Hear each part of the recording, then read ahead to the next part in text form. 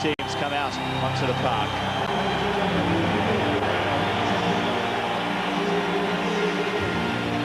The MCG roar goes up. Brett Emerton singled out by Roger Lemaire, the French coach, the other day as a player with an enormous future and one that they're really worried about. They'll be worried about the Australian number 10 as well, Harry Kewell, back in the green and gold for the first time in, well, almost 2 years now. Harry promised us some tricks during the week, Paul. I mean, he thought he was going to be up against Lilian Thuram. He hasn't. He's got Christian Karembeu. To my mind, Karembeu is nowhere near the player Thuram is. So we'll see what he can come up with. I read an article just recently that Pele wrote, and he was mentioning Mark Viduka and Harry Kewell and how important those two players were to Australian football. Even he realised it's not the #1 code of football in this country, but he said on the back of those two, he said this all could change, and I totally agree with him. Harry Kewell in an interesting role tonight, playing behind Mark Viduka. I'll ask you about that in just a moment, Paul, because there's lots of tactical implications of that. 4 defenders, do they mark one attacker? We'll talk about that shortly, but let's just take in some of this colour here. Despite the fact it's a miserable night, it is also a wonderful night too for Australian football. French fans around the MCG and many Australian fans as well. Marcel Desailly, the French captain.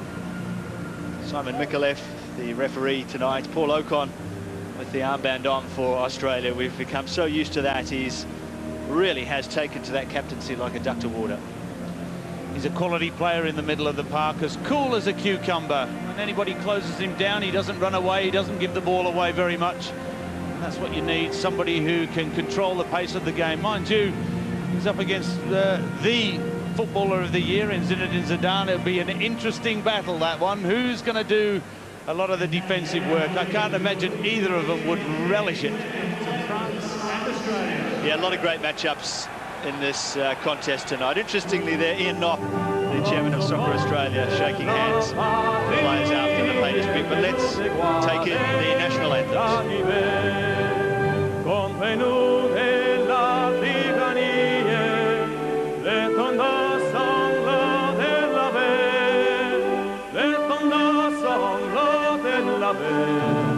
Entendez-vous dans les campagnes où ces favochés soldats, ils viennent jusque dans nos bois, égorger vos fils et vos compagnes. Vos âmes citoyennes, formez vos bataillons.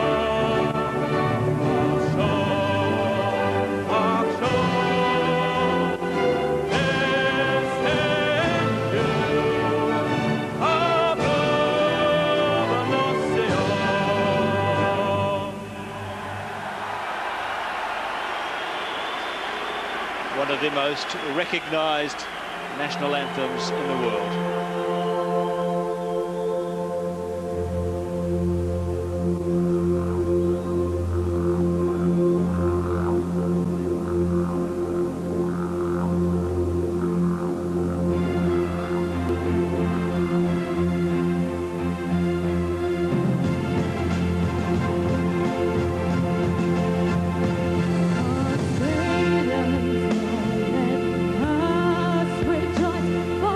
We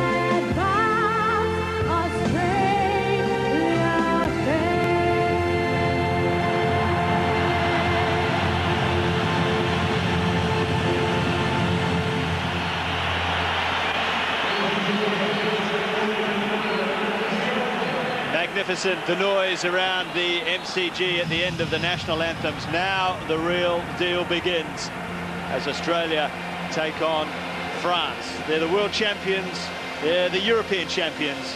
They're also the current holders of the Confederation Cup, and they're looking to conquer another corner of the globe now with their visit down under to Australia.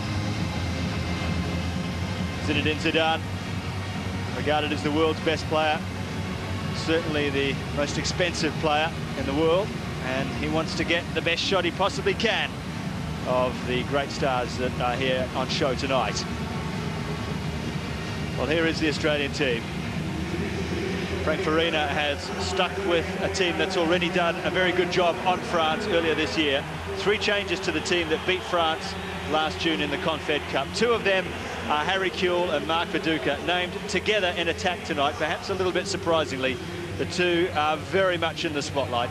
It's the same 4 midfielders with Stan Lazaridis and Brett Emerton outside of Paul Ocon and Josip Skoko. And 1 change at the back, Sean Murphy in for the injured Tony Popovic. Well, can imagine how Mark Viduka is feeling right now. The last time he played here, he was man of the match. He was paired with Paul Agostino on that occasion, and everybody was in agreement that night. It was a full house. He was absolutely superb. That's the man he's got to beat, Barthez, and I wonder how confident he is after the mistakes he's made in the Premiership in England in the last couple of weeks. And there's been a few of those. We'll check on the French starting 11. Well, Roger Lemaire was very coy with his team, I must say, leaving it right up until an hour ago before he named it. The one surprise is Christophe Dugarry has earned a starting jersey after some excellent club form. David Trezeguet and Zinedine Zidane, the world's most expensive player at $130 million, completes the attacking triangle. Fabien Barthez was doubtful right until the last minute with a hamstring tweak. He starts, and Christian Karembeu comes in at right back.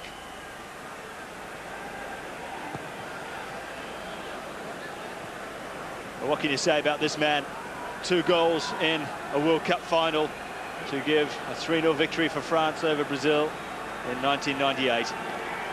And Simon Micallef is the man in charge of tonight's match. A big occasion too for the 2 assistants, Kevin Humphreys and Ben Wilson.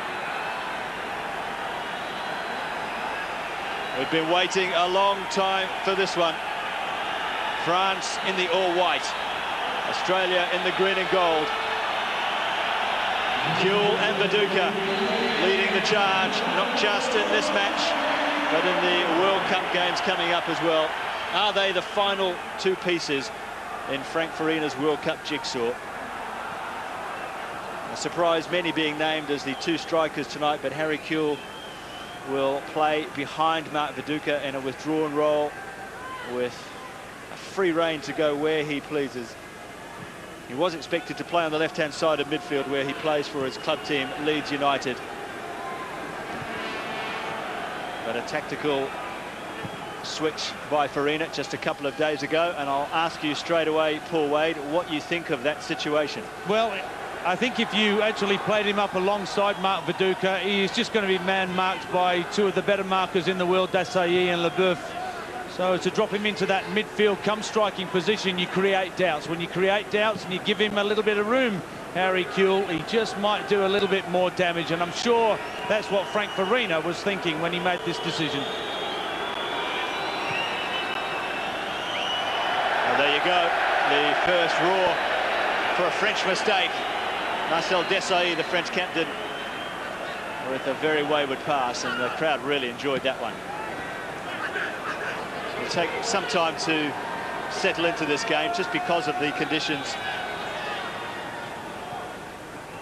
Desailly plays it out wide to Vincent Condela, the left fullback, and Zidane with the first glimpse of his little touch. Another one there from Dugarry. They play the game a certain way, the French, and they play to win, but they also play to entertain.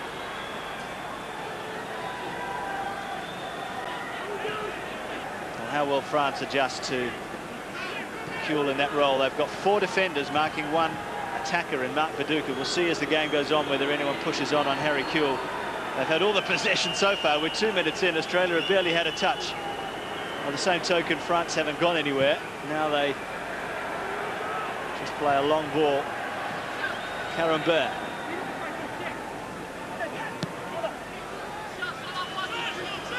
Pires, who lines up on the right-hand side of midfield. Zidane coming awfully deep to get a touch and get more involved. Leboeuf, who hits a wonderful long ball. Kevin Muscat was putting in a challenge there. This is Trezeguet, Vieira, Zidane.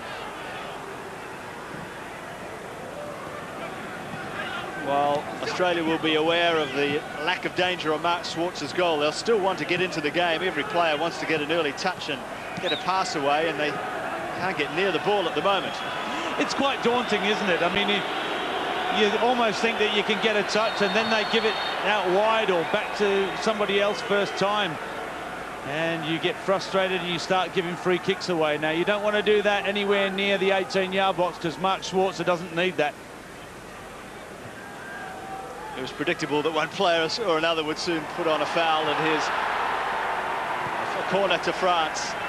Just to break up the rhythm of the other team, you've got to do something. So there's some work to do in defence for Australia before they've barely had any possession of their own. As Zidane goes across to take the corner. Plenty of movement in the area. Schwarzer comes for it. It's a loose ball. It's stayed. No, it's just gone out. Zidane will have another crack. Schwarzer, short corner. Schwarzer at least a metre or two off his goal line as France swing another one in. Makaleli, Dugarry out wide to Zidane.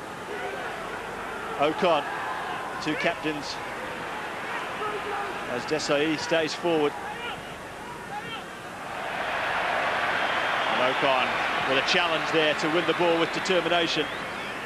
It's an early storm to weather for this Australian team.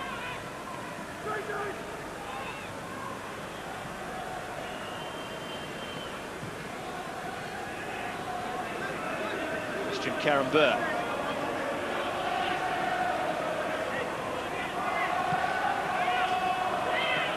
Vieira, who is a midfielder, will come deep, he'll push forward. He's got a real hard edge to his game, as well as some brilliant subtlety as well. He's probably the most all-round midfielder in Britain at the moment. Australia get a throw-in. What a relief that will be. Even though all the possession has been France's, Paul, I don't think Frank Farina will be too worried at this stage. How do you feel about that? Well, look, they haven't really done anything in that front third, and I think that's where Frank Farina will be starting to get worried if that's what starts happening. One thing that happened the last time when they played in the Confederations Cup, that the Australians did keep possession. Now, Aussie teams of the past have struggled to do that. Now, the quality of this team, I'm expecting them to keep the ball a little bit longer.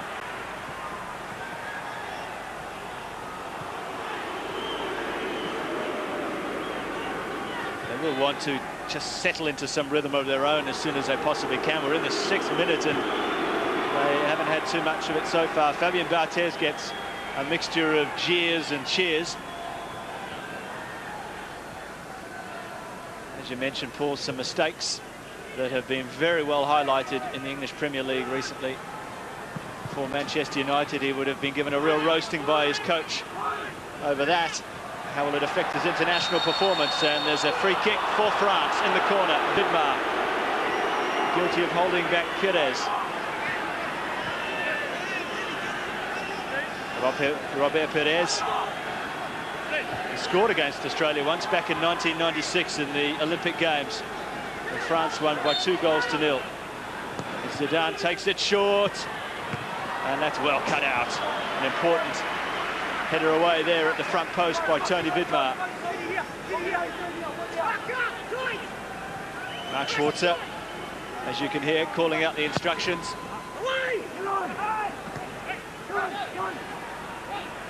Vieira takes over, still Australia. Waiting to get out of first gear, but they've got a lucky break there, no foul given, and they break forward. There are plenty of players forward too for the green and gold. The ball given away. Amazingly there were 2 on the left and 2 on the right of Mark Viduka, and the ball's been won back. Kewell just poking away at the ball. France have it back.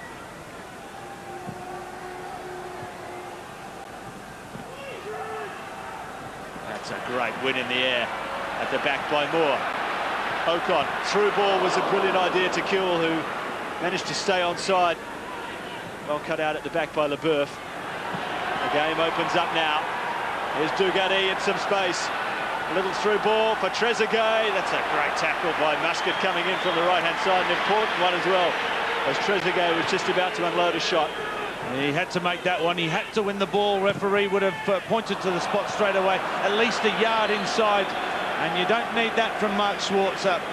And that might be a problem. I always think that players passing the ball back to goalkeepers is not taking the responsibility themselves. These conditions as well make it an extra risky ploy. It's important that Australia hold firm as the ball comes to Trezeguet.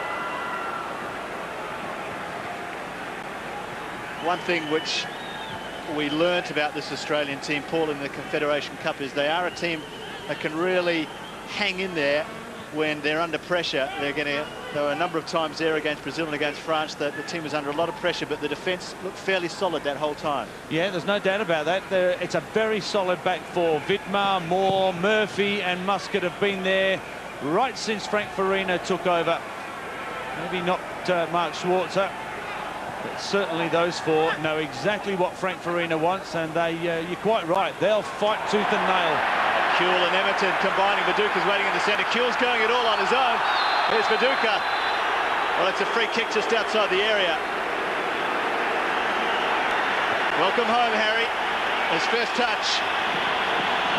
And he ran at two French defenders and got past him, and it needed a foul by Makelele. I think that's why Frank Farina has put him in that not midfield, not striking role. He's somewhere in between. He can get the ball, he can run forwards towards goal. If he pushes him too far forward, he's always got his back towards goal, and you don't need Harry Kewell in that situation. Look at Harry Kewell there, just explaining to Stan Lazaridis what's required here. Lazaridis, the free kick taker from that side of the ground, but it was Skoko's free kick that got the goal in the Confed Cup, with Clayton Zane finishing off. He'll take it. Lazaridis does! Will hit someone to keep it out. And now the referee waves play on, and France break. There's a French player down, but Pires is in possession down that left-hand side. Zidane. Trezeguet back to Vieira.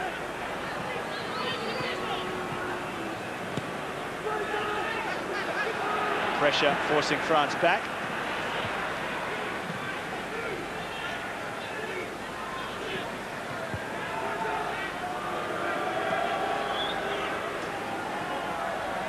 Desailly will play it out wide, and that's a loose ball. 10 minutes. Paul, I can tell you that the word from the sideline down here from the coaching staff is very clear, and that is get Harry Kewell on the ball. I can understand that. Thank you, Craig Foster. Schwarzer dropped it. Well, a slippery ball, but it was kept out by Mark Schwarzer, as Craig Moore completing the clearance. But already we are seeing openings at both ends. Skoko saying that there was some contact with the ball. Like a number of Australian players still trying to work his way into the game. Desailly to Zidane. It's an interesting ball, whipped across. The header is offside, surely. Schwarzer held it anyway. To his credit, Leboeuf was offside. The flag had gone up. The play will go on.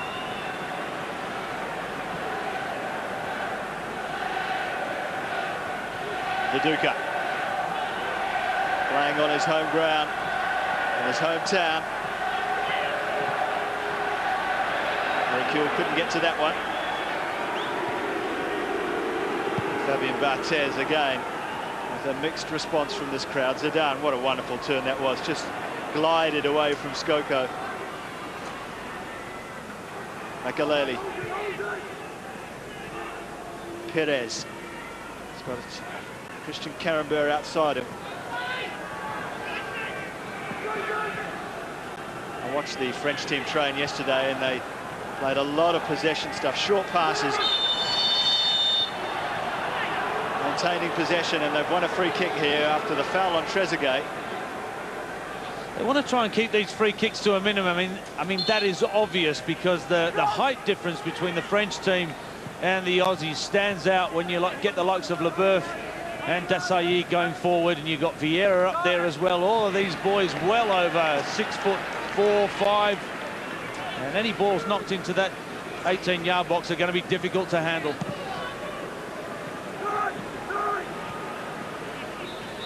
Well, the rain continues to come down at the MCG as Ocon finds Emerton, who you can sense is just itching to have it run at Vincent Candelar. Kewell's ball just cut out. Zidane on the ball now. Trezeguet, Zidane. Ocon prepared to commit himself to the tackle to try and win the ball. It doesn't come off. This is Desailly fouled.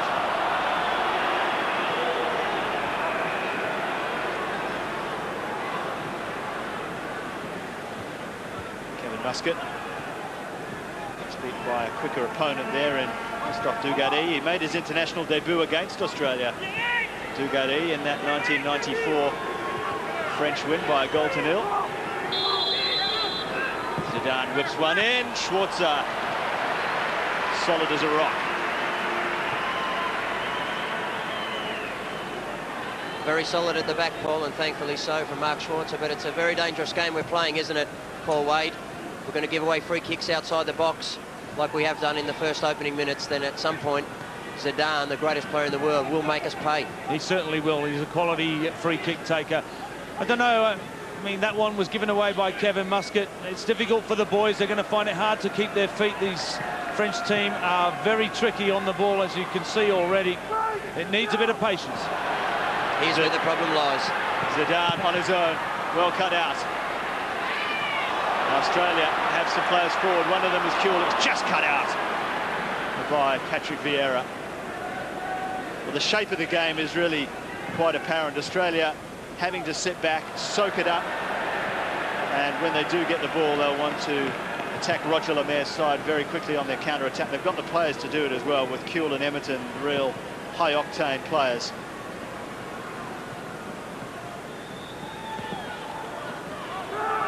Ocon helping it on, and behind the defence for Emerton to chase. Barthez with the first-time clearance. Reading an article on him in the match programme, and he admitted quite freely that during 90 minutes of football he loses concentration and his mind wanders off to other places. I guess that's what the eccentric footballers are all about. They're not the norm. This football is not the norm either. Brilliant move from Australia, just too far ahead from Emerton, but his back heel, Kewell took up the cause and skipped past an opponent. What an exciting team Australia really have the potential to be.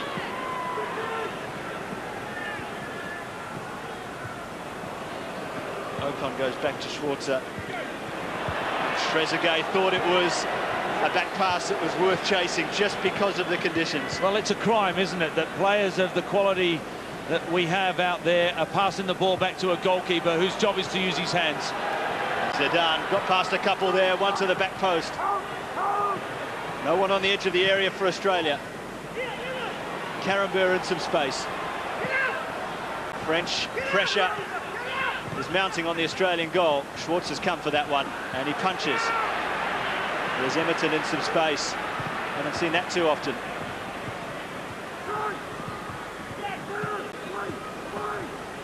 Muscat with the call away by Schwarzer. Viduka just tried to chest it down to Harry Kewell there.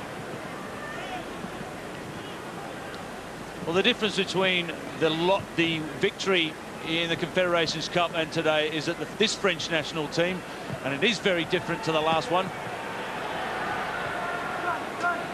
Danger at the moment for Australia, but that's very well won at the back. And that's an Australian free kick.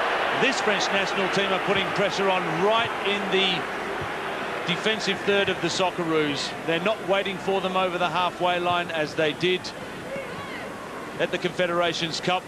And I'm sure they're very uncomfortable on the ball at the moment. It's horrible conditions, but when you add a little bit of pressure to that, at the moment the boys seem to be panicking and can't get their rhythm. I think it's in midfield, Wadey, where we're losing the battle at the moment. We're outnumbered in there, and Paul Okon and Josip Skoko are doing it very tough. Yeah.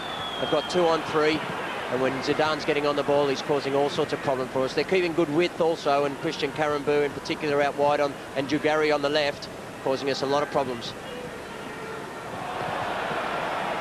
Zidane always causing problems. That will be an Australian free kick. What's the possible solution to that outnumbered situation?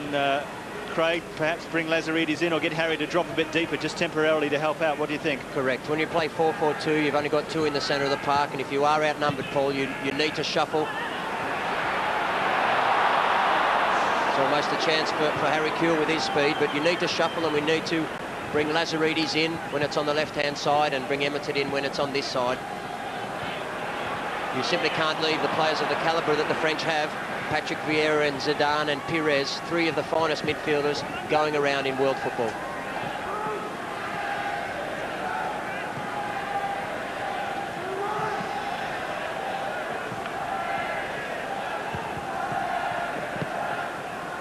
Makaleli to meet the ball. Well won by Muscat. Okon gives it back to him. Emmerton had 2 on him very quickly. French team were concerned that the MCG was a little bit firm for them. The surface was too hard. That was the problem for Lilian Thuram, who was out of tonight's match with a bad back, apparently, when they trained here the other day. But they are finding it to their liking at the moment as they come forward here. This is Pires. Well, this is some good defending from this Australian team from Lazaridis.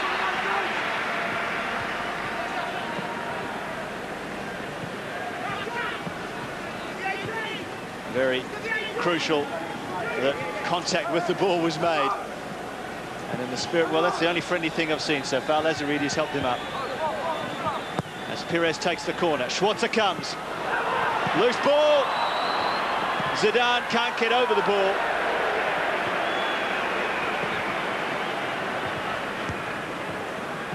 Schwarzer came off his line, as he has done throughout the game. Interestingly, in these appalling conditions, both coaches choosing to stand outside in the rain, outside the dugout.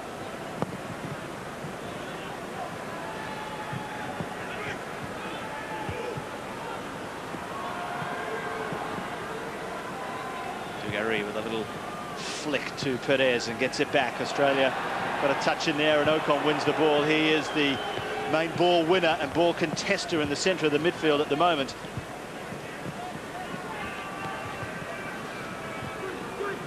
Well, we haven't got a midfield of ball winners really, with Emmerton, Lazaridis and Skoko there, with Kewell helping out as well. There's no one apart from Okon who's really going to put himself about in the tackle. Yes, it's a tough one, isn't it? I mean, you want to play football, and I know these guys now, well, if you play in the English Premier League, you know, you've got to work hard and you've got to try and win that ball back, but it's going to be increasingly difficult for Paul Okon. He's trying to keep Makaleli quiet, he's trying to keep the likes of Zidane quiet, and then he's got somebody like Vieira who's not getting involved until he really has to. Pires inside to Vieira, the 2 Arsenal men combining. Makaleli from Real Madrid. Condela from Roma, the Italian champions. It's a glittering array of football talent on show. Christian Karambou, a former teammate of Paul Okon and Mark Schwarzer at Middlesbrough. And Australia win the ball. A little bit of space on the right-hand side. Here's Harry Kewell. Well, fancy a go at the French defenders. Emmerton supporting, onside. Kewell again. Knew the player was there. That's great awareness. Harry Kewell flicking it on. Looking at the referee for some assistance there. Well, he's really expressing himself, which is always exciting for the fans.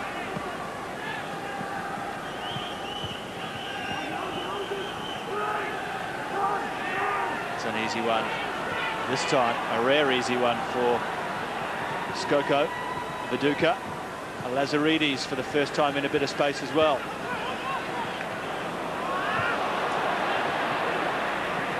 Patrick Vieira is winning everything and controlling a lot as well for France. He and Zidane as Australia win it back. Now they're starting to win a few more of those challenges. Lazaridis with a chance to lengthen the stride. Still going Lazaridis. Vieira again getting a touch on the ball. That's going to run out for a French throw. Still 0-0.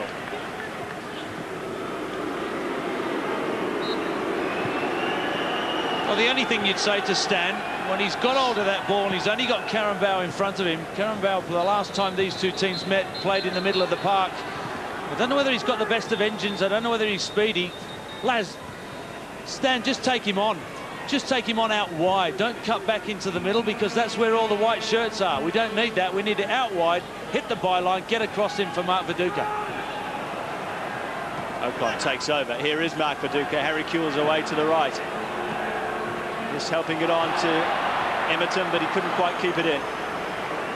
He's unlucky, but I think also what Stan needs, Wadey, there is he needs some support. He needs Mark Viduka to come across, and he also needs Harry Kewell in behind there to come square for him so he can play the 1-2 to get around Carambau. It's too easy for Carambau there. He knows it's one-on-one, and you know what he's going to do, Paul Wade. He's going to show Lazar inside and give him only one way to go. Absolutely. Straight into traffic. Vieira finally lost a tackle, and it was Paul Ocon significantly. Viduka. Well, Carambau guilty of the foul on Mark Viduka.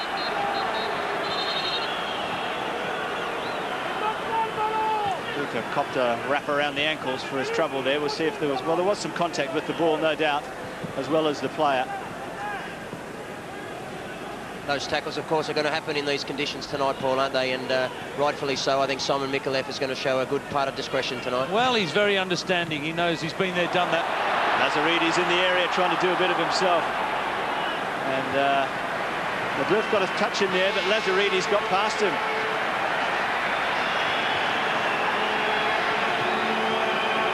Well, Harry Kewell was expected to play in that wide left midfield role. Lazaridis got the nod, and he's a sort of wholehearted player. He's never let his country down. Zidane glides past one, helps it on to another. Trezeguet gave it back. Zidane said, I was never going to get that. He was never going to get it because Craig Moore, being just as experienced, wouldn't let him run past him. You can see he's giving Craig Moore a bit of a look now.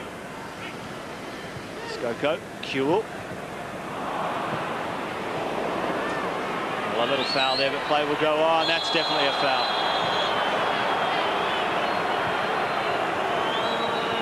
Well, Ocon quick to apologise, and that may enable him to get a little bit of sympathy from Simon Micallef. It was late. Ocon being spoken to by the referee now. Paul Wade, you've been in that situation a few times. What's the ref saying to him? Well, in the old days, he would say, listen, I'll meet you in the bar after the game, but because he has to make the crowd look as if he's having a word with him, he'd probably just say, listen, Paul, pull your head in. I'll give you one more chance.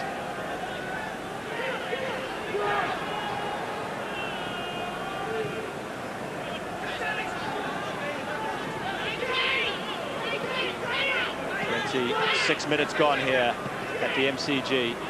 Australia 0, France 0. Barthez is about 15 metres outside his penalty area. Maybe he's getting a bit bored and his mind's wandering. We'll see. Kewell lays it off. Skoko.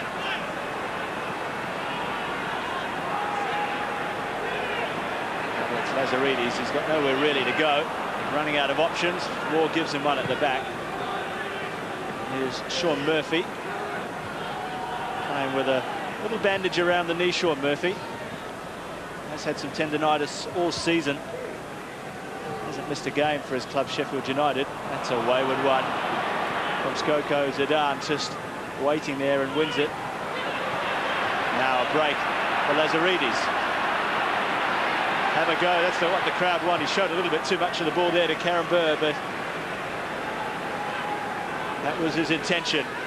There's no cover on Karambeu there, interestingly. We've seen that a couple of times. Some space in behind the French fullback. They're leaving him exposed, aren't they? Stan's just got to be a little bit more confident, a bit more positive. Go on, take him on again. Mark Viduka hasn't been in the game so much as yet. Oh, that was a great challenge. Brilliant tackle by Tony Vidmar. Pires looked to be well past him, and Vieira puts one in of his own on Paul Ocon as the game just goes up a notch or two with the tackling. This is Tony Vidmar on Pires. Just got a toe in on the ball there. Perfectly timed in these conditions. Kewell will keep this in. There's no one in the centre. Kewell keeps the ball in, and Barthez had to come. Well, Harry Kewell had no one to whip the cross over to, so he took his man on with the absolute minimum of space to move in. How did he keep that one in? Great pace to keep it in. Got behind the berth. The ball, well, good judgment from Barthez. Let's give him a bit of credit as well there. So now Australia can put some pressure on this French defence. Azarides, Zidane, what a casual clearance that was. Breaking free nicely. Kewell onto the left foot. Skoko. Players waiting in the centre. All they need is a delivery. Back to Kewell. 2 to beat. Goes past them both. 0-0 at the MCG. But Harry Kewell in the last minute or so has shown what he has on offer, and there's absolutely plenty of it.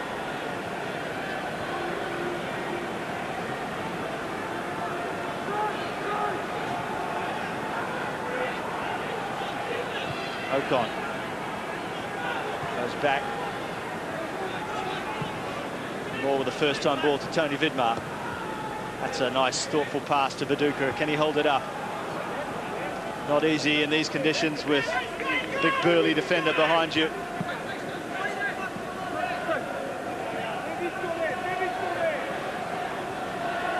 We've seen Mark Viduka play against Marcel Desailly a number of times for Leeds against Chelsea. Scored in a couple of games against Chelsea as well. He doesn't enjoy playing against that club.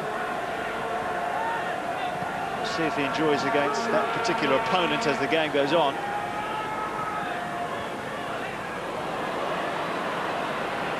Zidane able to turn on a sixpence, as they say, and the ball is still in. It's across the goal. Lazarides at the back post. No French player there, which was fortunate.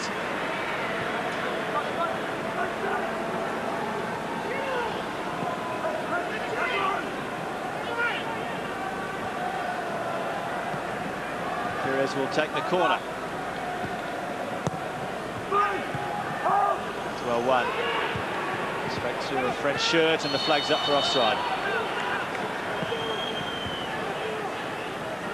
Well, Australia have played the current world champions on 4 occasions in their history. They've won 2 of those games, drawn 1 and lost 1. They beat Argentina 4-1 in 1988. That's a memorable game for my colleague on my left. They also beat France 1-0 earlier this year, so 2 out of 4 against the world champions is a terrific record. They are a country that really thrives on taking on the big opponents and bringing them down to size.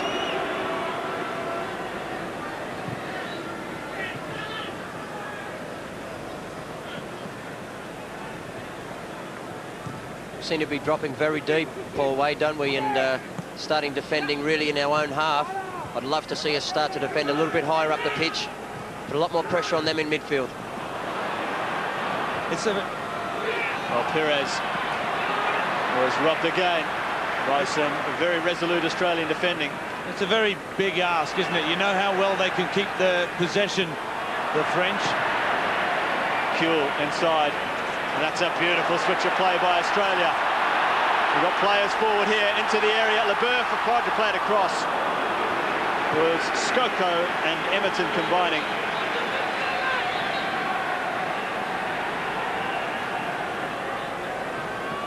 You commit yourself forward and you try and take the ball off them in their defensive third. And knowing how well they can keep possession, they're just going to play the balls all over you. And there's big spaces in between the defence and the goalkeeper because they've moved out. The Socceroos have moved out, I mean. And it's just the sort of space that Trezeguet and Zidane can run into and start creating problems.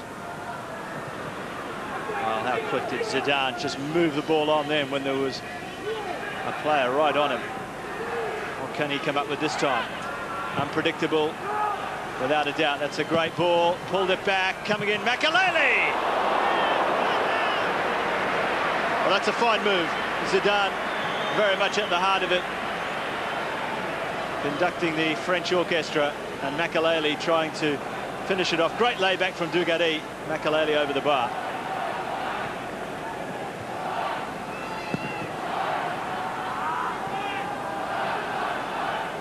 Chested down by Skoko for Ocon.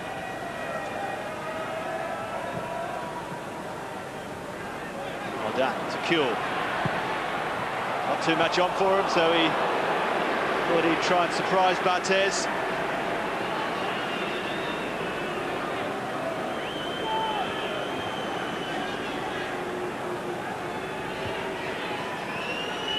Fabian Barthez, he's barely trained yesterday, just did a few light laps around the park.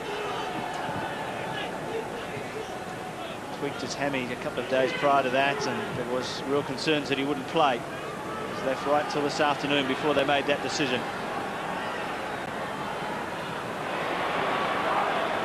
France still have the ball, away by Sean Murphy. Always takes up that position at the near post on that side of the park. It's very hard to get past. Murphy again coming in here with Muscat. That was a foul on Kevin Muscat.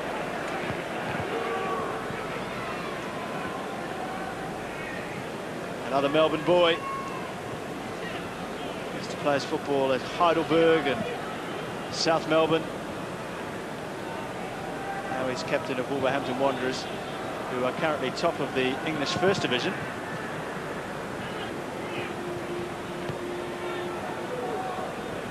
Vieira. The referee was right on the spot there to see what was happening there. A smile from Harry Kewell. Desailly asking Vieira to push up.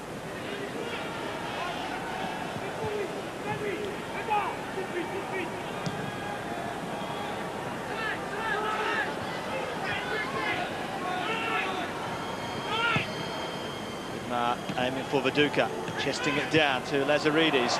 Flag is well and truly up. Kewell's offside.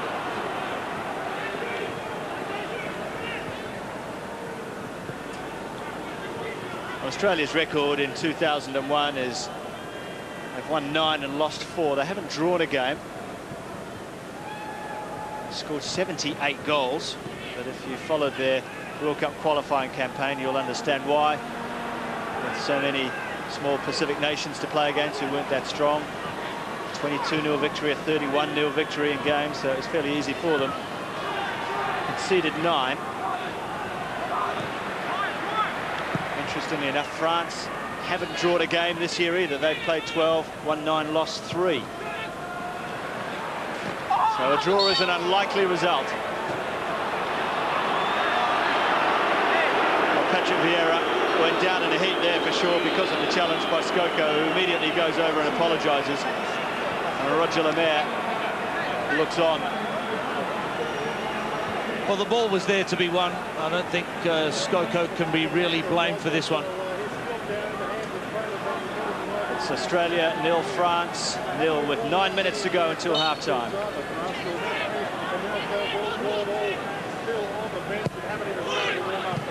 So Skoko slid in.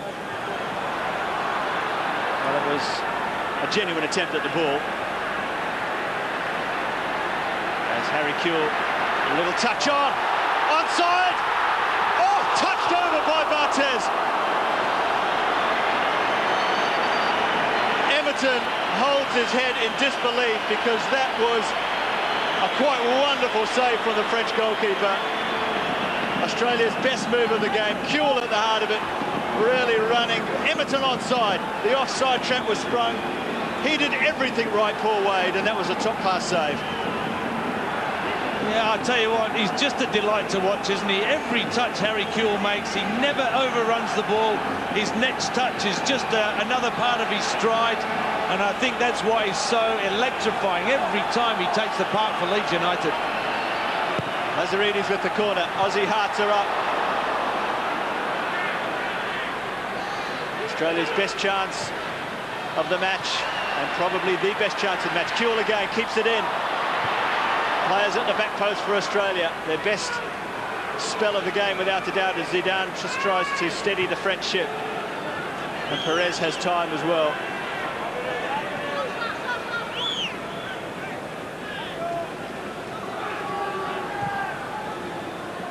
Well, if there's a question mark about Barthez's fitness coming into the game, that question has been answered. France in a flash. Come down the other end, and it's an easy one for Schwarzer.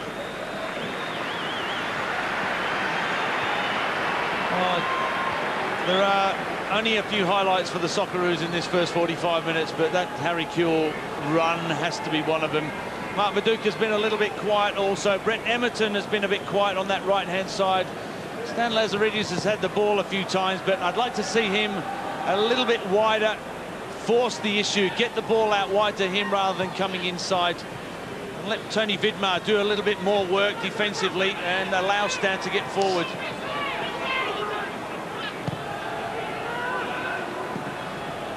Confidently back to Schwarzer from Muscat. That was very nicely done indeed.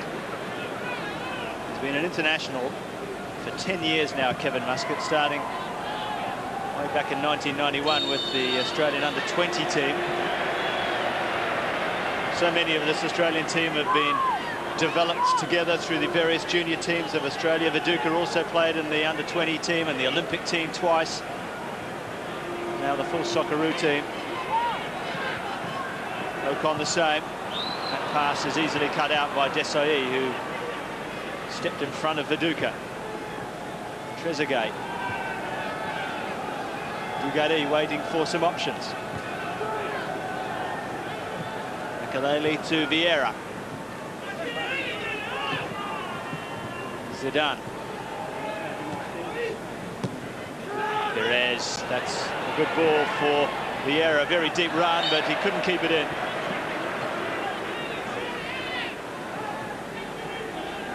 Vieira hasn't scored for Arsenal this year. Trying to get forward to at least score for his country.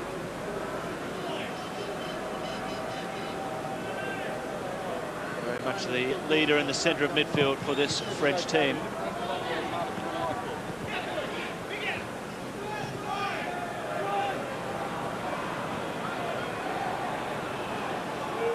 Murphy to Ocon with a very quick layoff to Craig Moore. He's got plenty of space to move into if he wants to. Lazaridis, well, the flag's up for offside there.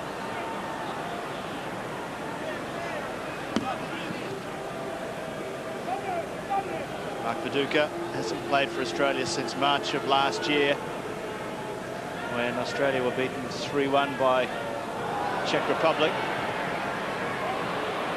He's just started to get into scoring mood in the English Premier League as well.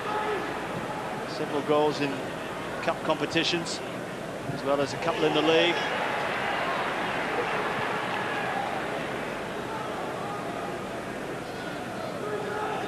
Leeds United coach David O'Leary was saying that he was hoping that Viduka and Kewell would come back and really explode on for the rest of the season, like Viduka did last year when he came back to Australia for the Olympics. He went back to England and just could not stop scoring for Leeds United. Emerton, another one of those brilliant back heels. Ocon, Emerton's running through. Ocon holds the ball up. Now Emerton, time to turn. Viduka's waiting in the centre. That will be an Australian corner.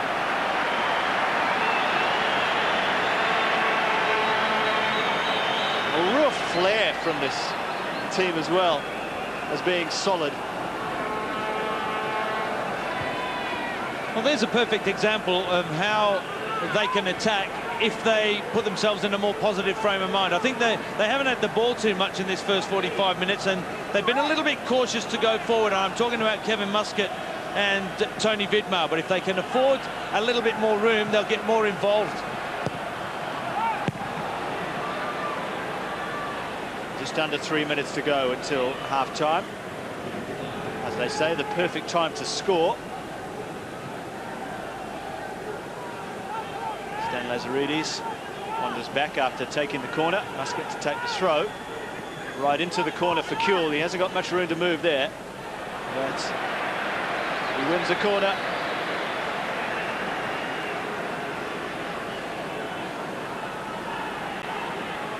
He's 23 years of age now. We forget that when Harry first made his mark internationally, it was 4 years ago in the World Cup qualifiers. He scored in the home leg and in the away leg against Iran. What's happened to him since then? As the corner comes in, they've got to play in the near post! An Australian goal just before half-time.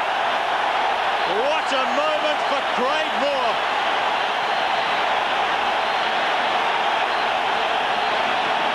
We saw several corners taken by Lazaridis on that side, cut out at the near post very easily. Australia moved the player in front of the first French defender. The flick-on came, and what an unlikely scorer, but what a delighted scorer in Craig Moore. Well, I was starting to get concerned about the delivery from the corners from Stan Lazaridis, but I think it was Tony Vidmar who got his head to it, just flicked it on the slightest of flicks, and the rest was done. But you get a lucky break in football. The ball came back off the post when they played him in the Confederations Cup, and Clayton Zane was there. Lazaridis. Here's Harry Kewell. Well, there were around 65,000 people right on their toes as Kewell came in for the volley. Everyone was up. Lazaridis is free on the left for the first time in a game, on the wrong foot really for Kewell, but he's still got plenty of meat on the shot. And here come France. Pires, as the game comes to life just before the break, and that will be a corner. Well, there's a bit going on here. Muscat and Pires. Well, Simon Michalef's got to calm things down here.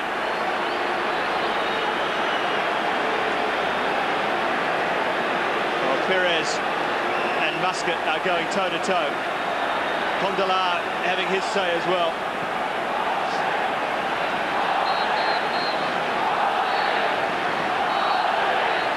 Well, this is the friendly we were talking about. This is how much it means to both of these teams. Especially the French now, they've gone 1 goal down. Well, you see the way Craig Moore was looking at Patrick Vieira, there was nothing calming down about those comments.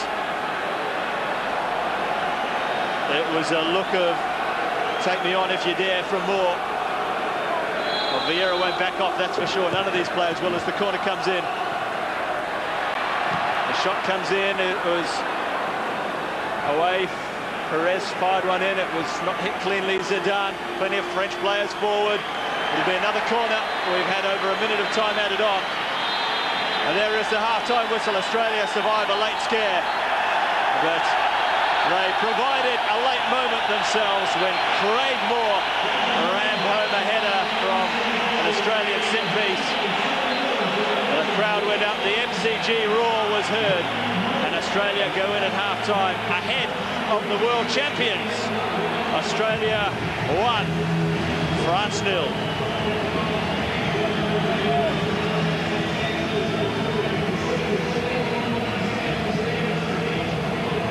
While the players make their way off, there's a lot to do at half-time for Roger Lemaire and for Frank Farina. Plenty left in this game.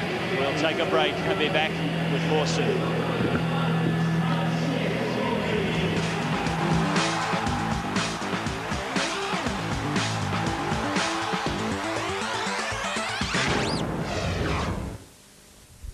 Here It's not this match, it's the World Cup. This is an indicator for the next two games. If you were a South American team watching this and seeing Australia, what would be going through your mind? So that you can keep possession for long periods of time, and if you work the ball round like only South Americans can, and as we've seen from the French today, that it can be done. You just need to be a bit patient, and it will open up, but you better make sure you've got enough people at the back, because the Aussies are pretty resolute and they'll make sure you pay at the other end with the likes of Viduka and Kewell. So caution on one hand as far as these South Americans go, but the ability to knock the ball around in midfield and create chances at the other end. Well, the message from Frank Farina at half-time, guys, was more of the same. Thank you very much. He says they weathered the storm very well in the first 15 or 20. They expected France to come here, come out fighting, which they did. They took all the heat that they could give, and he says, well done, Mark Schwartz. I kept them in the game. But he said the first 15 minutes of the second half, Paul Wade, is the most important part of this match. He said, no doubt, they're 1-0 behind. They will come out firing in the second half. Yeah, especially in cold weather like this, if you've not warmed up properly for the second 45.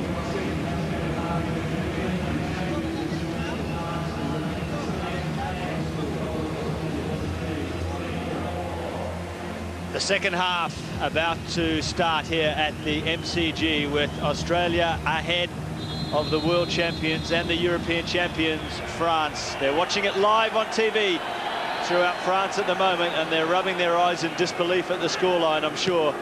But this Australian team has a self-belief that is growing by the minute here.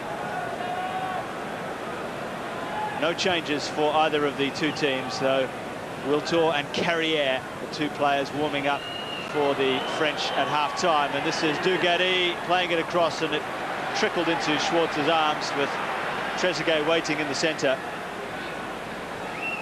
Roger Lemaire. What did he say to his team at half-time? I can imagine that wasn't too pleasant. To go down to Australia twice in 1 year would be embarrassing for him. There's no doubt about it. There's no other word for it either, really. It would be embarrassing and humiliating. But Ocon has a little bit of a problem at the moment. Paul, our spy in the French camp near the French bench, says that at half-time, Lemaire has torn strips off his team, and he's not happy with the boys up front. And the word is that Anelka, Carrière and Wiltord are all warming up, and they will come on in the first 15 minutes of this half. Well, when that first attack started from the French, they had 4 players in a line alongside Craig Moore and Murphy, Vidmar and Muscat. So if that's any indication as to the next 45 minutes, we're in for an absolute beauty. Well, the more that France push on and push ahead on Australia, the more the Socceroos can exploit this real counter-attacking quality that's come into this team. We haven't really seen many Australian teams in the past that have been great counter-attackers, really quick on the break, but this team certainly is. A little bit more space perhaps too for Harry Kewell. Lazaridis, what can they do with this corner? Another chance for Lazaridis to take the cross. France push out, player free at the far post. That will be easy for Barthez.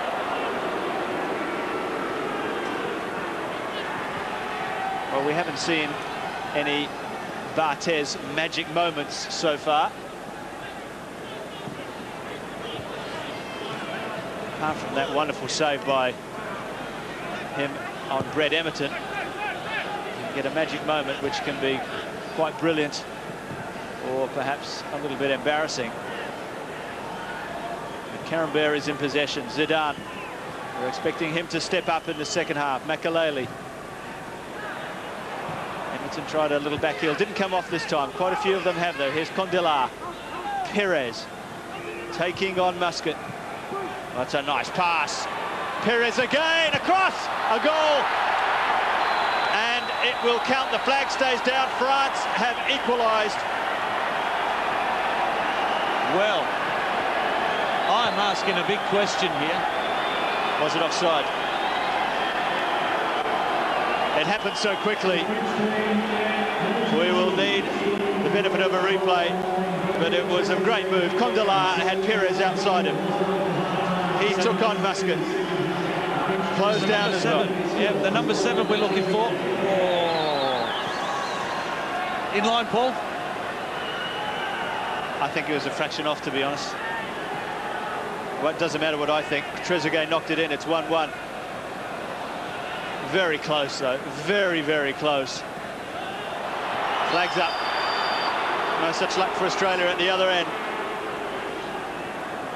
Well, Craig Foster, you mentioned about the first 15 minutes and how important they were, and that's a perfect response from France. Yes, very much so, and it's an absolute nightmare for Frank Farina. It's what he certainly would have drilled into his players at half-time, just that scenario, not to let it happen. But it was wonderful passing from the French team, in particular from Pires, the ball into the box. But this is precisely, Paul, the reason why we had to have this game. Frank Farina, I think now, will really see what this team is made of. Yeah, I haven't been totally happy with the fullbacks. I think they haven't got involved going forward enough. They haven't helped out the midfielders enough, and maybe that's why they weren't quick enough to stop that ball going in.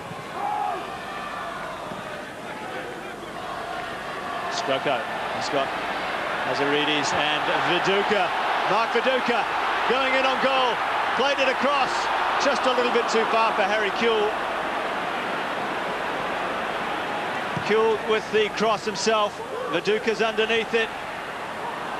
Just the bounce didn't go his way. And Mark Viduka got behind the defence there. Looked for Harry Kewell at the other side, and the moment was lost in a fraction of a second. The game has certainly opened up a bit compared to the first half, and Zidane at the heart of so much of the good things from France. Makaleli.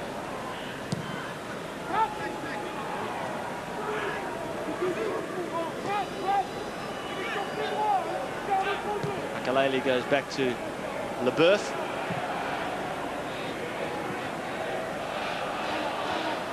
Space here. Pires, Trezeguet, Vieira, Ocon, working hard to organise the shape of his team in midfield. Zidane.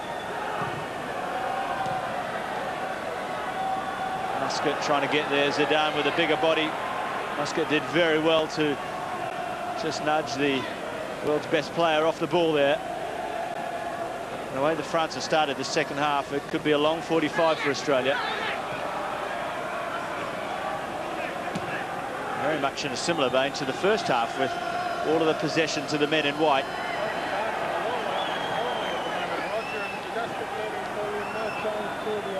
Well, Australia will find out who their World Cup opponent will be on Thursday morning, Australian time. It could be Brazil. It's more than likely going to be Uruguay. And Colombia are also in with a shout as well, though they do need certain results to go their way.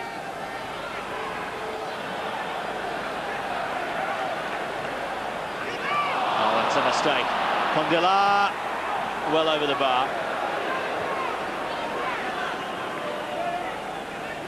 Vincent Condela plays for Italian champions Roma in Serie A. He's probably regarded as the best left-hand sided player in Serie A, or certainly in the top two. Muscat rarely gives the ball away, but it was a mistake by him there.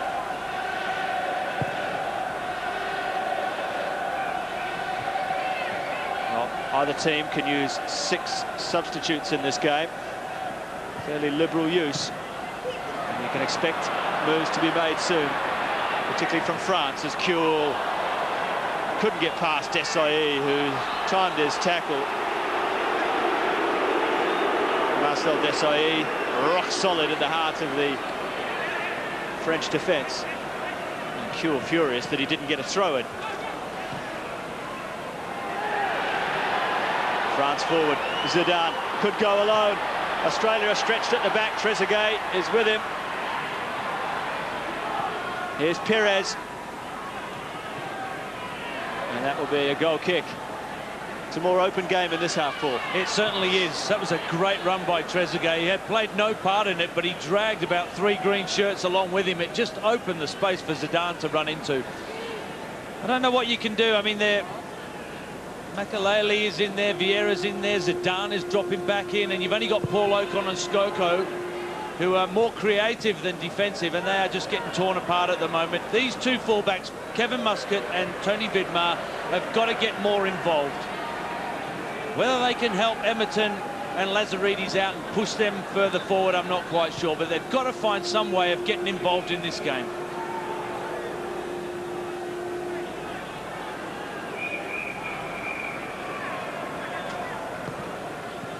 Just over the head there of Trezeguet from Moore, and Muscat now finds Emerton. I haven't seen him run at opponents too often today. Emerton hasn't had too many chances. Ball given away by Desailly. Now Emerton turns and faces up. Muscat. Emerton wants it again.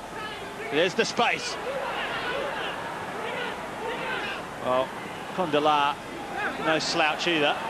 The ball somehow stayed in there. And it's going to be a free kick. It's still Australia 1, France 1.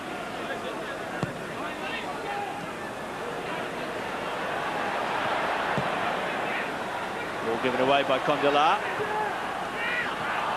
A favour return from Muscat. Desailly. Oh, that's a challenge that was late by Muscat, and France not happy about this, and I can understand that. There's a card out, and it's all on here at the MCG. France and Australia. Well, even the substitutes are involved.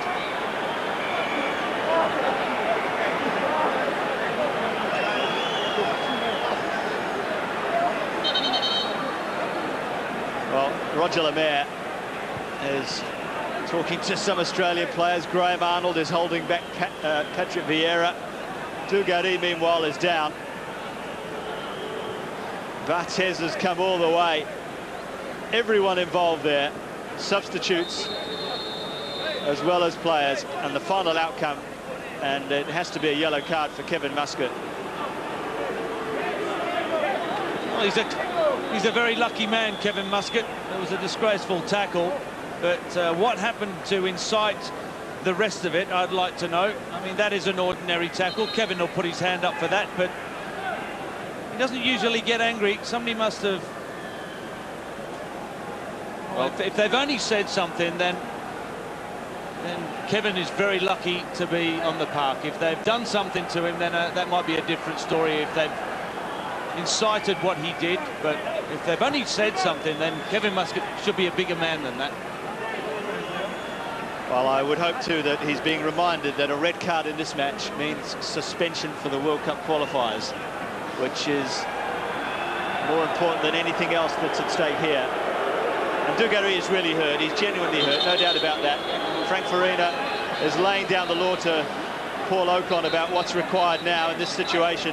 I think that was more tactical than anything else, but temperament-wise, there is some calming down to be done out there.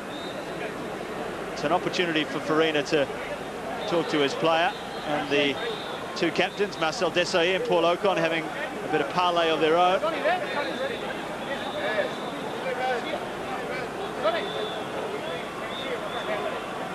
Looks like they're going to take... The two coaches also exchanging a couple of words. So what will the response be?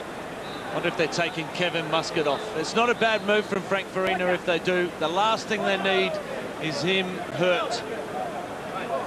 Yeah, it looks like that's the case. Well, it's John Aloisi who's going on in his place, and that's a very smart move by Frank Farina. Very much so. There's a bigger picture to think of here. Muscat will play no further part in the game, but there will have to be a reshuffle, and I think you'll find that Stan Lazaridis drops back to left fullback, and Tony Vidmar switches over to right fullback as the screws are tightened in the game for France. The stakes go up. So interesting. Here we go, Wadey. Harry Kewell's at left half. Lazaridis behind him at left fullback. That's the way we thought we'd start from the word go with Kewell in that position. Well, if he can take on Carambao, and I'm sure he can, there just might be some quality crosses to get Mark Viduka involved in this game, and John Aloisi's not a bad marksman either. He's been in terrific form for Osasuna. Scored a quite brilliant goal just a week ago against Deportivo La Coruña. He opened up the whole defence all on his own.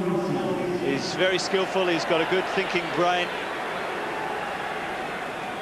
Let's hope it's the end of the aggression in the game. When I say that, I mean aggression that's unnecessary.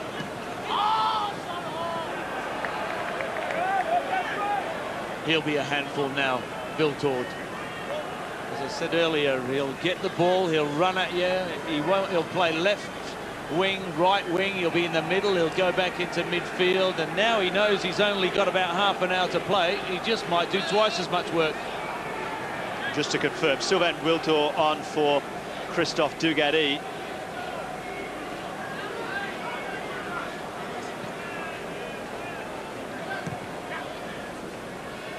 Zidane tried to clip it inside Ocon, and Ocon turned quickly to his credit. It's an Australian throw.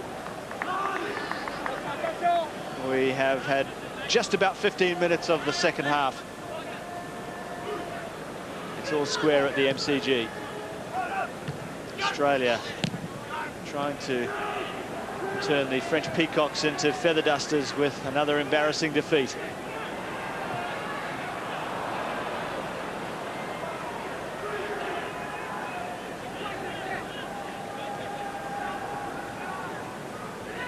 Leboeuf, who can hit a 40 or 50 metre pass from that position with the greatest of ease. Zidane with the gentle touch, and that's gone out.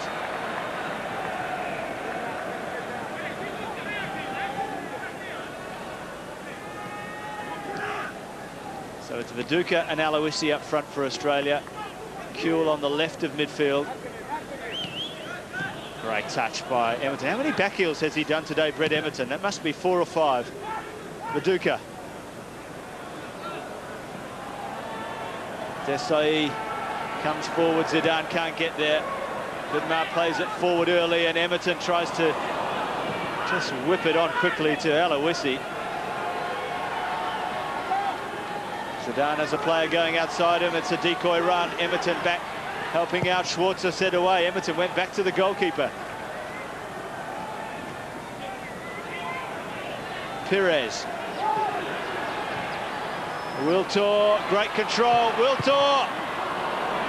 Craig Moore, important interception that. Wiltord adds a bit of zip to the French forward line. He's lightning fast.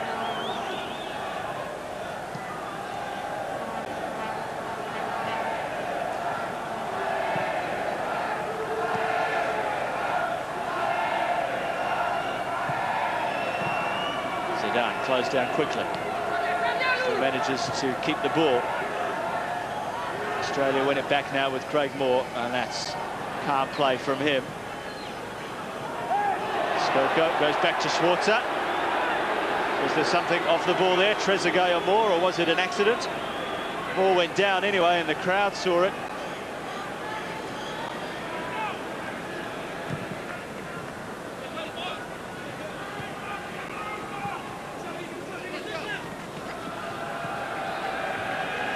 That's a French throw-in. They've lost to Spain this year, they've lost to Chile this year, and they have lost to Australia this year. And Frank Farina is furious about something, but only one team has kept them scoreless this year, and that's Australia.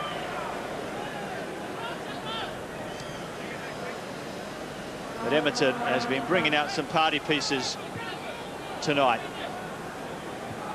That's one that didn't come off. Most of them have done.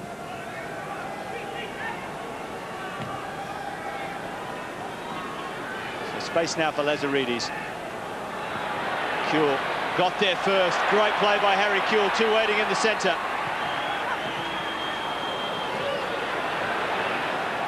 Emerton flags up, won't count, even though it just goes over the bar.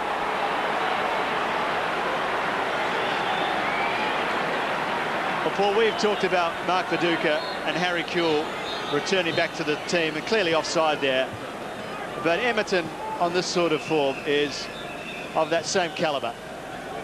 I think he's got another cock to go up. The last time they played, he was far more influential than he is tonight, and you can see how much trouble he's causing tonight at times. I think he's been a little bit restricted on this right-hand side. Whether Tony Vidmar hasn't pushed on and given him that cover to push him on, I'm not quite sure.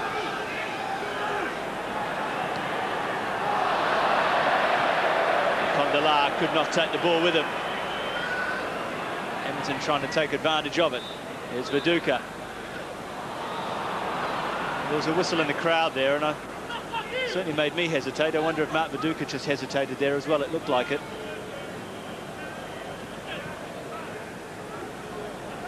France, a nation that have dismissed many opponents, quality opponents, with just a Gallic shrug of the shoulders, making it look very easy indeed. They've beaten Portugal 4-0.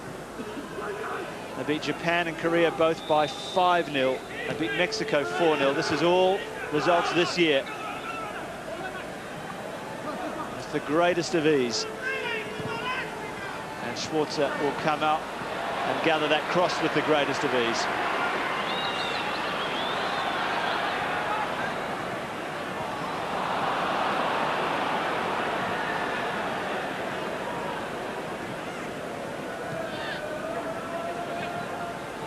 Pires got it back off Paul Ocon's foot there.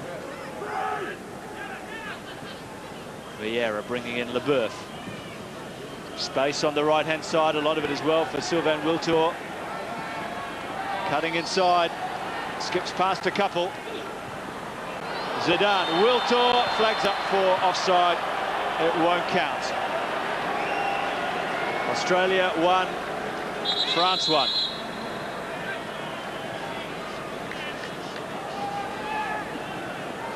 Wiltord clearly offside. There was a certain similarity to that move as the first goal, and France make a couple of changes. Makelele comes off, and Carrière is coming on, and Nicolas Anelka is about to come on as well for David Trezeguet.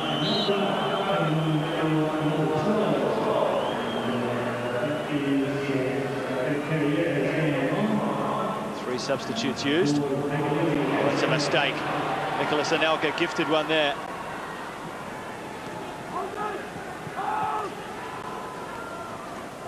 So it's Anelka and Wiltord in attack for France. Eric Carrière is a very attacking-minded midfielder playing alongside Zidane, just behind the front two. There is Carrière. Plays for Lyon in France.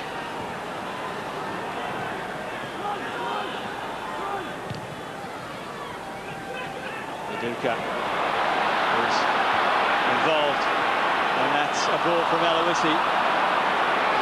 To Aloisi, rather. It was intended by Mark Viduka.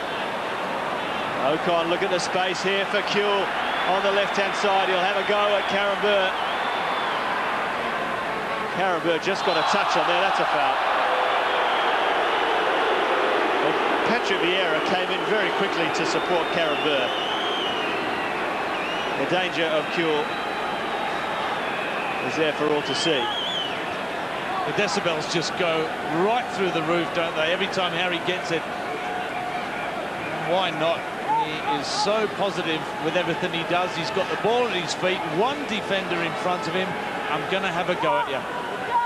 No hesitation at all, is it? Absolutely none. So, Australia with Lazaridis. They scored against France from the set piece in the Confederations Cup. They scored from a set piece for a first half goal here.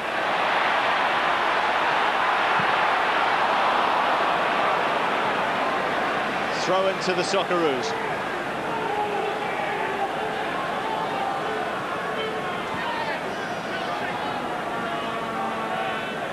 Well, there was an interesting comment from Roger Lemaire during the week that he said that the quality of Australia as they win a corner, it's not individuals like Kewell and Viduka, it is their collectiveness, that as a team They truly are a well-oiled unit, and their spirit and comradeship really serves them on the pitch as well. That was the strength and that was the spirit of this Australian side. Well, he's got the look of a worried man, Barthez. Lazaridis' corner was the source of a first-half goal. Oh, good hit. Loose ball! Well, it was more at the end of it again. Well, play goes on, no foul.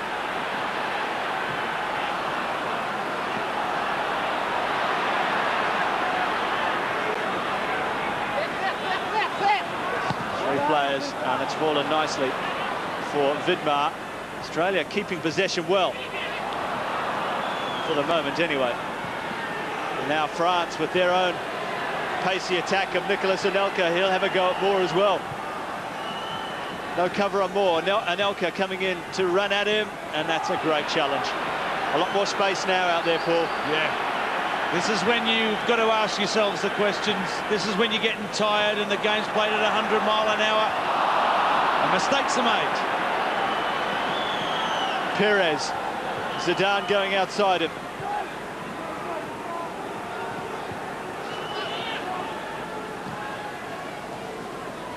Wiltord. As Carrier gets involved. France trying to spread Australia thin at the back. Skoko nowhere really to go forward, and that's another loose ball from Australia. Carrier.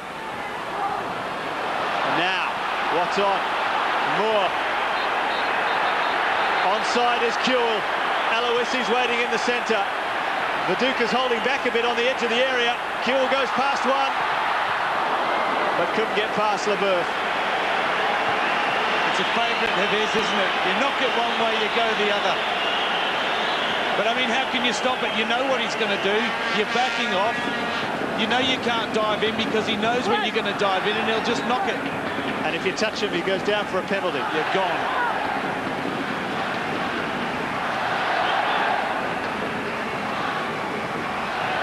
Nice play. France playing their way out of a tight spot, but not completely, as Australia take over again. They've got control of the game, really, Australia now, probably for the first time in the match.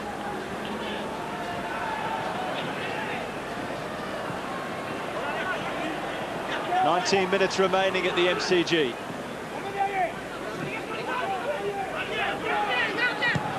Condola goes back to Barthez. Crowd want him to come out and just do something, don't they? Slip over, miss kick, something.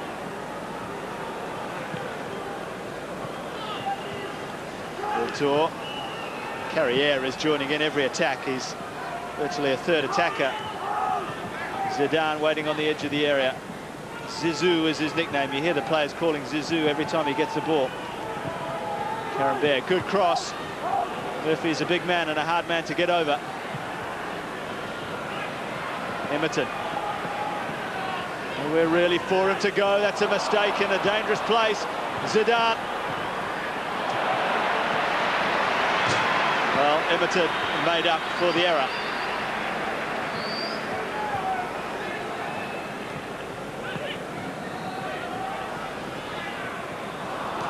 Well, a little bit of generosity coming into the Australian game to the French, and that's one thing France don't need, is any help anywhere. A loose ball.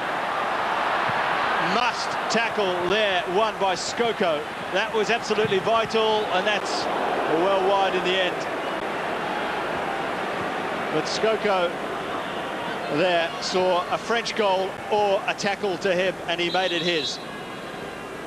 Yeah, they've showed great commitment in that final third. They've won everything, but unfortunately they put themselves in a bad position.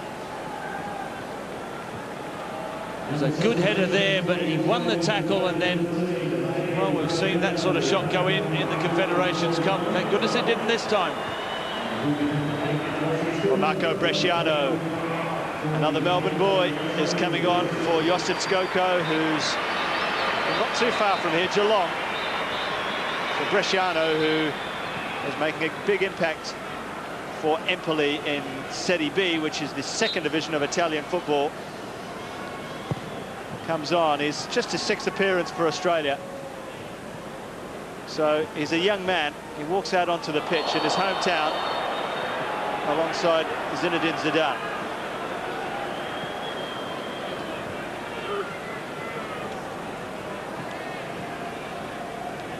Karambur guilty of another foul, this one on Viduka. Clattered into the back of Viduka, really. Well, it was an immediate apology, but Viduka will have felt that one. And we're really for more to go. France push up. Australia go all the way back to the keeper.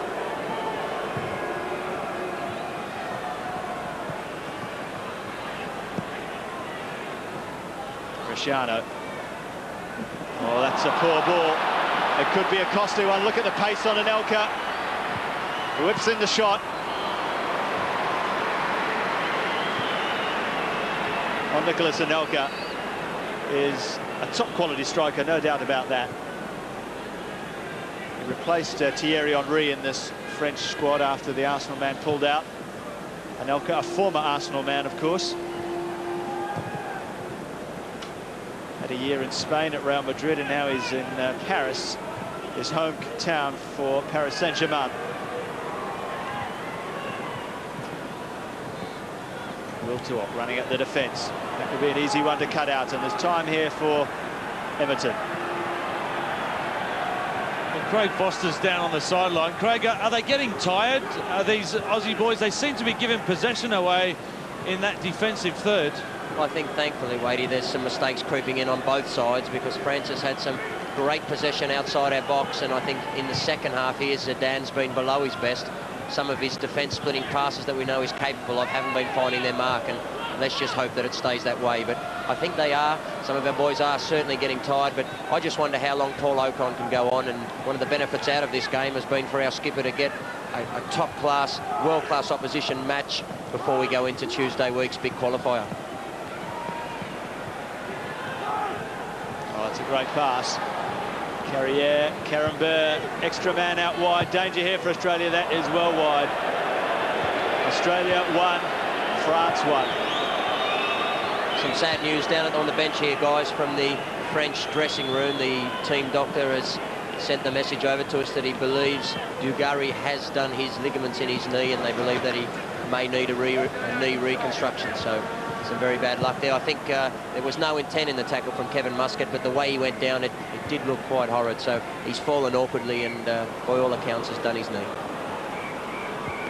Well, that is a shame, and any complaints that club managers had about players coming back for friendly games in the middle of the season, and that can be well and truly loudly heard after that comment, Craig. It will further add fuel to their particular argument that these games shouldn't take place.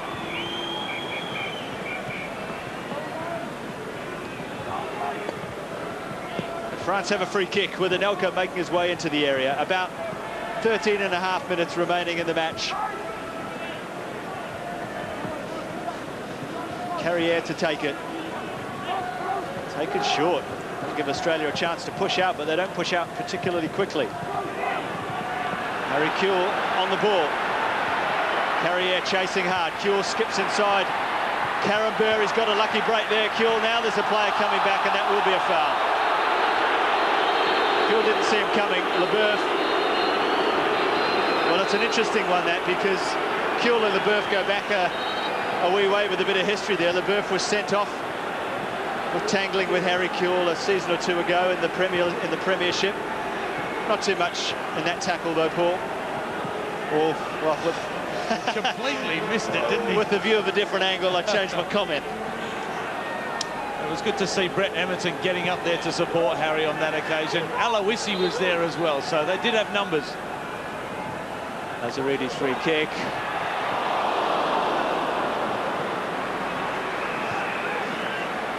It's a corner. Now Murphy with this incredible run of goals of his. He's a central defender. He's not allowed over the halfway line in the old days, but he's got himself 3 international goals in 15 games from corners, from free kicks. That's where I'd be putting my corner on if I could aim for any player. It would be Murphy. It's gone low to the near post.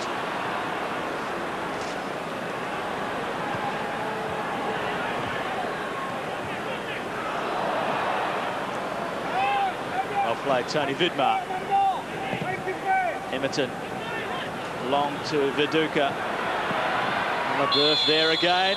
And that's a foul against John Aloisi.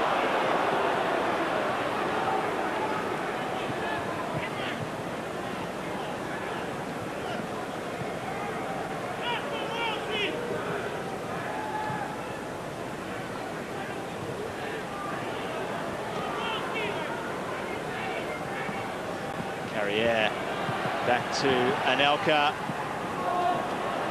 Which way will the decision go? It's gone Australia's way.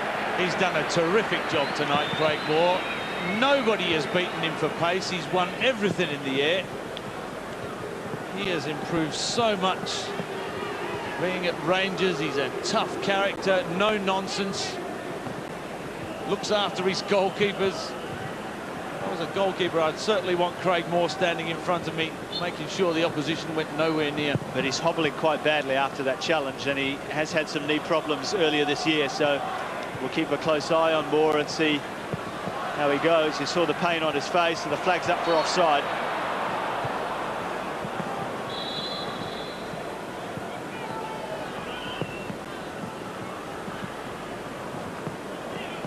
Well, this is Alain Bohosian. Will be replacing Zinedine Zidane. Well, I for one say thanks for coming, Zidane. It's a pleasure to have you here. There's some lovely touches in the first half, and Alain Bohosian takes his place as Zidane moves to the bench.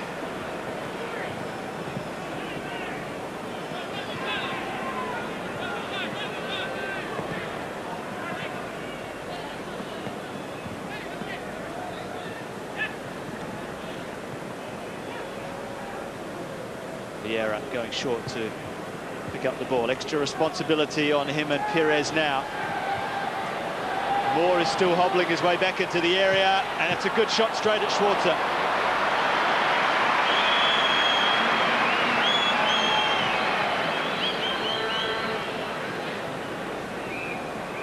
Well, it's interesting. Steve Horvath's now warming up for Australia because of Moore. I'm sure it's because of Moore limping away. That knee problem.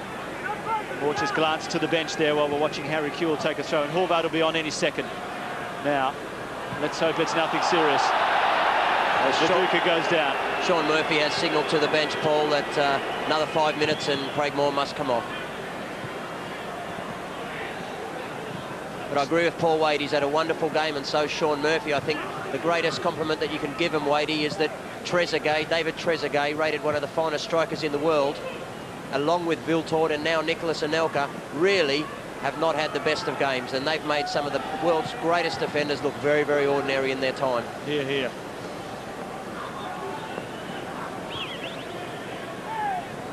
Well, a couple of changes coming up, one for France, one for Australia.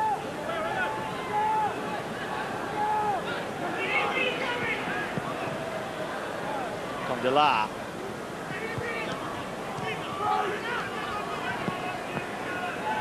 It's a loose ball which Australia will take advantage of with Viduka. Aloisi's charging forward, he checks his run. Viduka's got Harry Kewell outside him. That's in behind the defence. Kewell at full pace. Karenberg got there first.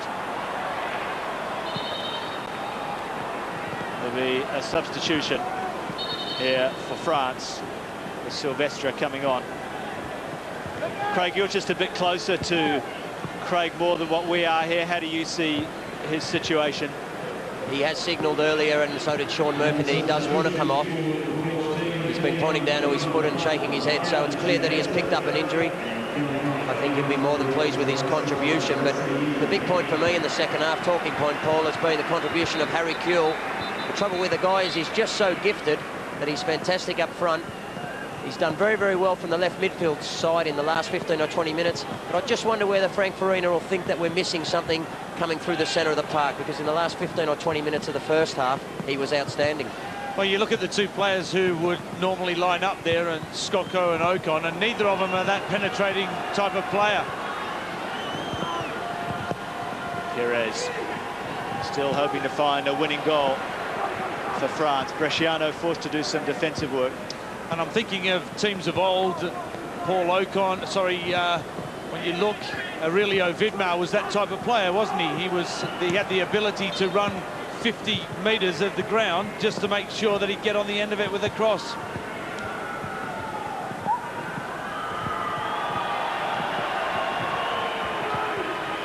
I think the point for the Socceroos, Wadey, is this, that Harry Kewell in the first half looked our most likely to score. And I don't think that's really changed. So he's not going to be able to achieve that from the left midfield position. So, you know, you've got to ask yourself, well, is he better served for the team playing in behind these two strikers? I have no doubt that someone will ask Frank Farina that at some stage in the next week.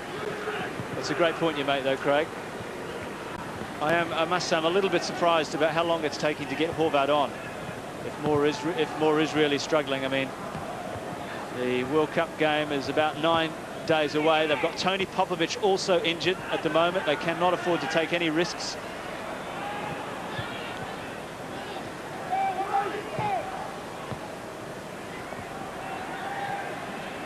Kewell coming inside. Lazaridis prefers to come from those deeper positions anyway. It might suit him better, and that's an Australian free kick. Burf giving it away. Always a little bit of expectation when Australia get a free kick. Murphy, the man to go forward again. Clear push in the back by Leboeuf on Viduka. Murphy's at the back post. Edmonton's in there. He's very tall. Viduka has got height. Aloisi strong in the air. It's a good looking picture for Australia. Oh, it was almost a better looking picture from them with the V-bomber coming in there. Just over the bar. It's still 1-1 with 5 to go. Well, uncontested, he would have put this in the top corner, but there was some heavy traffic in front of him, all the white shirts pushing and shoving. It's just a matter of seeing if he could get his head on in the end.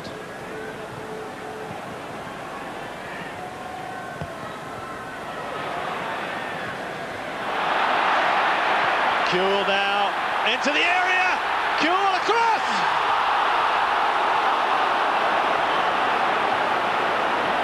Well, he made something out of absolutely nothing then, Harry Kewell.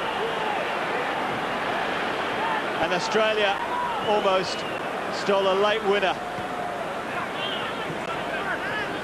They've still got to be on their guard at the other end, though. Wiltord, that's a foul by Bresciano. It'll be a yellow. It had to be a yellow, Paul, but a bit of a professional foul from Marco, just slowing down the play with Wiltord on the run going forward. But many non-soccer fans in the country, Paul, will ask, why is Harry Kewell rated at 40, 50 million Australian dollars? And you saw the reason there. Can I remind you that he just made Christian Karembeu and Frank Leboeuf, two of the world's greatest defenders, look very, very ordinary indeed. He is a very special player.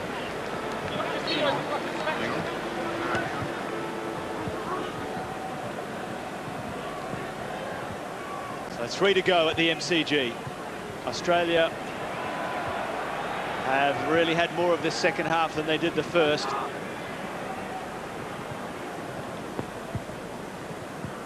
Pires touches on, and that's a free kick to France. Bresciano giving away a couple in a short space of time.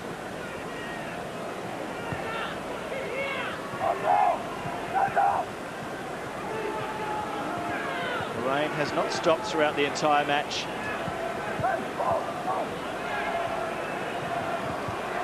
Pires has 7 white shirts in attacking positions to aim for. Oh, there's a chance for France here, blocked. Now, Barthez a mile out of his goal. Kewell waiting for some support. Kewell gets past Karembeu, who got a touch in there. He did very well, the French defender. That was a crucial touch from him. Barthez was off screen so you couldn't see it, but close to the edge of the centre circle in support of his team. Backpedaling rapidly when he saw Harry Kewell with the ball. Oh, opportunity for Carrier. Pulls it back, Pires! Bresciano with a block he knew nothing about, but it was very well hit by Pires. Still France looking to finish off the game. Australia with the same thoughts in mind as Aloisi breaks. Emerton, the man on the right-hand side, will keep it in. Silvestre, one of the quickest defenders in England, and he takes the ball off Emerton there.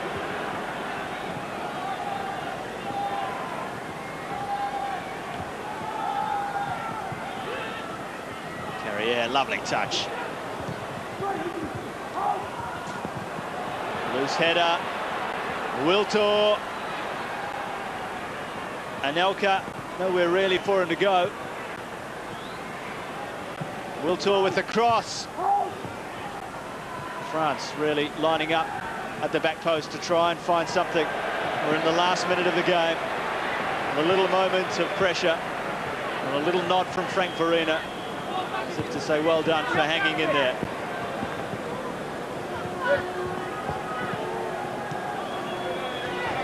Graham Arnold, the assistant coach behind him.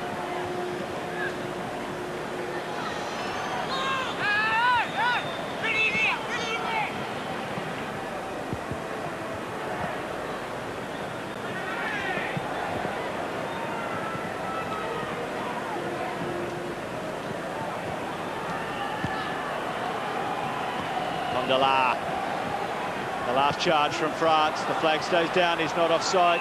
Carrier's made a big difference since coming on as a sub. A really lively player. He's the current French footballer of the year. Oh, close to a handball there by Murphy. Emerton is patient with his defending. There's an Australian player down. He's just going to knock it out. And it's Craig Moore again. Well, this time perhaps he's got to come off. I'm not sure whether it was the same part of the body. No, it looks like he's holding his stomach, but he's still got that hobble about him. There, well, that's what the problem was, the studs in the stomach by Pires. Well, they won't be exchanging shirts after the game.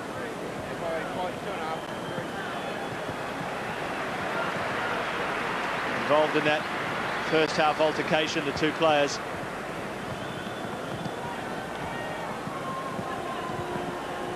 We've had almost a minute of time added on here. Craig Moore with that glint in his eye of noting the number 7 of Robert Pires. Is there to be a late winner? And the Socceroos match up against the world champs. Anelka, good pace. A loose ball, Vieira!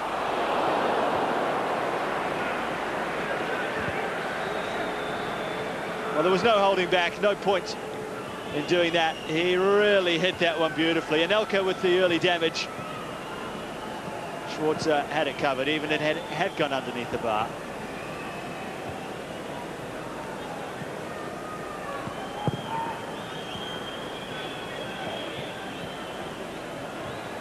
Neither of these two sides have had a draw so far this season.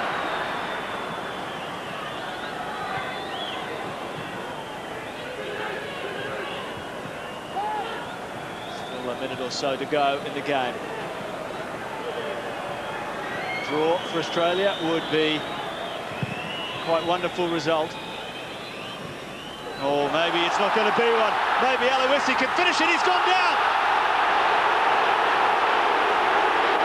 The crowd baying for a penalty. There looked to be a nudge in the back of Aloisi there. And that foul is given. And Frank Vieira is furious, and you can't blame him. Aloisi, the ball broke beautifully for him. He was in the area. That's a penalty. Not given. Emerton now breaks for Australia. Still drama left in this game. It's a deep one. Barthez is struggling to get there. Aloisi will get there. Kewell's just holding off. Aloisi plays it to Kewell.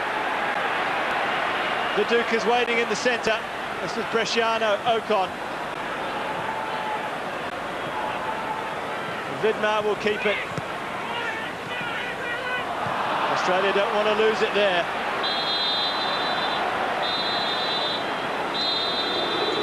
Full time at the MCG, but the one thought in all of the Australian fans' mind is the penalty incident at the game when Aloisi clearly went down under the challenge from Silvestre.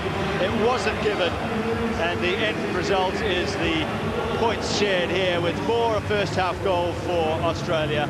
Trezeguet, an equaliser for France in the second half. Kevin Muscat was taken off by Frank Farina in the second half in an ugly incident with Dugarry, but Australia's stocks continue to rise. They have held the world champions. Australia 1, France 1.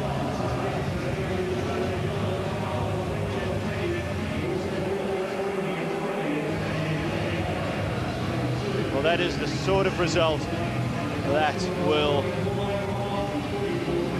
make the rest of the world take notice, particularly in South America. This was the real deal. The top French team, the best team in the world, and they have been matched by this Australian side. It's an Australian side that has real flair about it as well, and we will cross now down to the touchline for an interview. Thanks very much, Paul. Down here on the skipper of the Socceroos, Paul Ocon, who must be very happy at the end of 90 minutes to play so well, so disciplined, and to get a good result like that. You would consider that a good result? Yeah, I mean, going 1-0 up and then conceding a goal just after half-time, I think we're a little bit disappointed with that. But at the end of the day, let's be honest, the result wasn't the most important thing. Hopefully, there are no injuries. Everybody's gets through it okay, and look forward to coming back in 90-day time to qualify for the World Cup. There's going to be lots and lots of questions, both in the squad and in the public, as to where Harry should play.